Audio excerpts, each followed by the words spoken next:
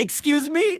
Jamaica ranked 49th happiest country in the world? Gas prices up 20%. Food shortage after Hurricane Melissa. Crime. Economic pressure. And Jamaica still managed to jump from 73rd to 49th on the World Happiness Report. Only Jamaica.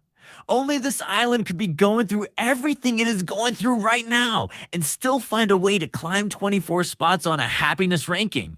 And you know what? It makes perfect sense. Because happiness in Jamaica was never about how much money you have in your pocket. It was never about whether the economy is perfect, or the roads are smooth, or the gas prices are reasonable.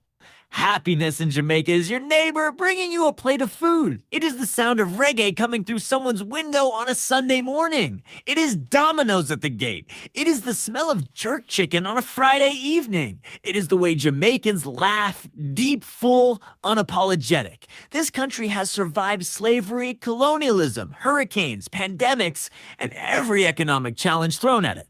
And every single time, Jamaica gets back up, dusts itself off, and find something to smile about. So yes, 49th happiest country in the world, with everything going on.